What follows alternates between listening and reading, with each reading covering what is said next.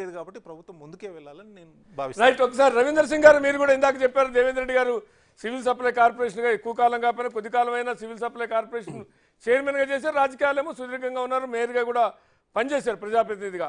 సరే, మీరు కూడా విద్యార్థి రాజకీయాల నుంచి వచ్చారు కాబట్టి కొంత అన్ని ఇందాక చెప్పినట్టు దేవేంద్ర రెడ్డి గారుగా చెప్పినట్టుగా కొంత దూకుడుగా పనిచేద్దాం అనుకుంటారు, కానీ వ్యవస్థలు అంత అంగీకరించో. దూకుడుగా పనిచేసే వాళ్ళకి కళ్యాణాలు వేస్తుంటాయి, మీరు కూడా అలా దూకుడుగా చేయాలనుకుంటే మీకు కూడా అప్పుడో ఇప్పుడు అక్కడో ఇక్కడో కొన్ని కళ్యాణాలు పడి ఉంటాయి.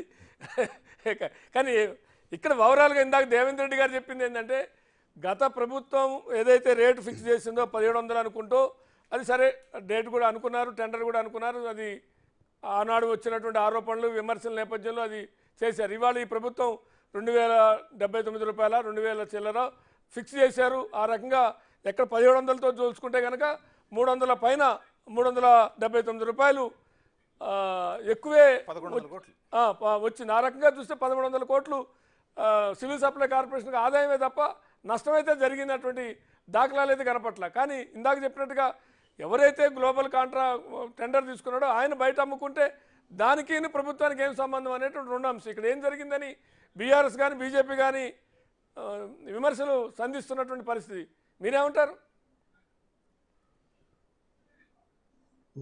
ముందుగా సీనన్నకు, అలాగనే మన రైస్ మిల్లర్ల సంఘ ఉమ్మడి ఆంధ్రప్రదేశ్ అధ్యక్షుల వారికి, అలాగే దయాకరణ గారికి, అందరికి కూడా మొట్టమొదటిగా నమస్కారాలు.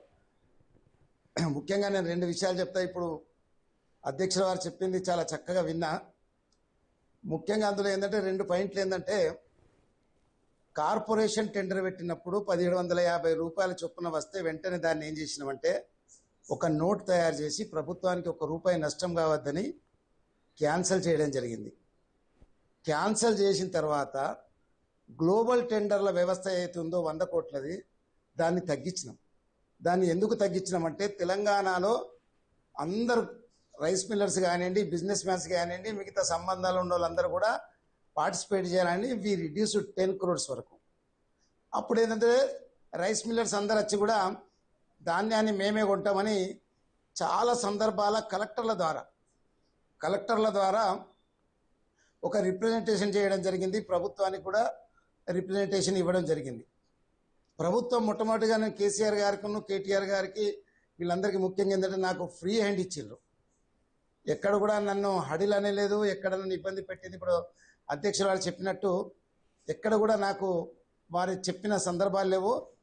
బ్రహ్మాండంగా కేసీఆర్ గారు ఆర్డర్ ఇచ్చేటప్పుడు నాకు ఒక మాట చెప్పిండ్రు, బ్రహ్మాండంగా పనిచేయి, నీ పేరు ఎప్పటి కూడా ప్రభుత్వంలో ఉండేటట్టు కేసీఆర్ గారు ఆశీర్వదించి నన్ను పనిచేయమన్నప్పుడు రైతులతోటి కూడుకున్నది, రైస్ మిల్లర్లతో కూడుకున్నది కాబట్టి చాలా చక్కగా చేయాలి.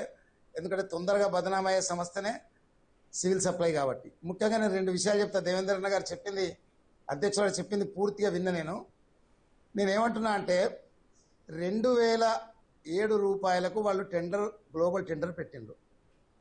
ఆ గ్లోబల్ టెండర్లో వాళ్ళకి ఏంటంటే 35 లక్షల మెట్రిక్ టన్లను వారు గోదాములలో ఎంత ఉంది, అలాగనే రైస్ మిల్లర్లు ఎంత ఉంది బాకీ, వాటిని పరిశీలించిన తర్వాత ఈ 2007 రూపాయల్లో గన్ని బ్యాగ్ సప్లై చేయాలి. మిగతా ఇమ్యూనిటీస్ కూడా దాంట్లో కొన్ని ప్రొవైడ్ చేసిన వాళ్ళకు ఇవి సంబంధాలు ఉన్నాయని. ప్లస్ దీంట్లో 50% ఆఫ్ ప్యాడీని ఈ రాష్ట్రంలో అమ్మద్దు, మిగతా రాష్ట్రాలలో బయటి రాష్ట్రాలు అమ్మాలనే ఒక నిబంధన కూడా పెట్టిండ్రు. నేనేమంటున్నా అంటే 2007 రూపాయలకి ఇచ్చిన ధాన్యాన్ని, కొనుక్కునే ధాన్యాన్ని మీరు రైస్ మిల్లర్ల దగ్గరికి వెళ్ళి గోదాములకి వెళ్ళి లిఫ్ట్ చేయకుండా కేవలం రైస్ మిల్లర్లతోటే మీటింగ్ పెట్టి మీరు డబ్బులు ఇవ్వాలనేది స్వయంగా మన మీటింగ్ పెట్టుకున్న సంగతిని మాత్రం మీరు మరవద్దు. అధ్యక్షుల వారికి నేను గుర్తిపిస్తున్నా. రైస్ మిల్లర్లను పిలిచి పెట్టుకున్నారు, జలవిహారో జల సోదరులను అక్కడ మీటింగ్ పెట్టుకున్నది 100% నిజం. ఇంకొకటి 2007 ఉన్నప్పుడు ఎప్పుడైతే గ్లోబల్ టెండర్ తీసుకున్నాడో ఆయన ఎక్కువ తీసుకునే అధికారం కూడా లేదు. ఫర్ కండిషన్స్ ప్రకారం ఎక్కువ తీసుకునే ₹1 అధికారం లేదు. నేను ఎట్లాగో టెండర్ తీసుకున్నా, నేను 500 వసూలు ఎక్కువ చేసుకుంటా, 600 ఎక్కువ చేసుకుంటా అంటే ప్యూర్లీ ఇట్స్ ఎ వయలేషనే. దయచేసి గమనించాలి. కండిషన్లో ఉన్నది మనం మాట్లాడదాం. 2007లో తీసుకున్న ధాన్యాన్ని ఆయన 2007కే లిఫ్ట్ చేయాలి. ఆయన గోదాంలో ఉన్నాయి లిఫ్ట్ చేయకుండా కేవలం రైస్ మిల్లుల మీద ప్రభావం చూసి, మీరు ఈ మధ్యకాలం చూసిండ్రు విజిలెన్స్ దాడులు ఎక్కువ చేసుడు ఏంటంటే సిఎంఆర్ను తీసుకోవాలని కాదు, ఆ కాంట్రాక్టర్ దగ్గర తోటి మాట్లాడునే ఎక్కువ శాతం సివిల్ సప్లై దాడులు జరిగినాయి. అధ్యక్షుల వారికి చాలా తెలిసి ఉండాలి ఈ విషయం. ఎందుకంటే ముఖ్యంగా గింజ గుంజ ఎక్కడుందో కూడా వాళ్ళకు అవకాశం ఇచ్చిండ్రు.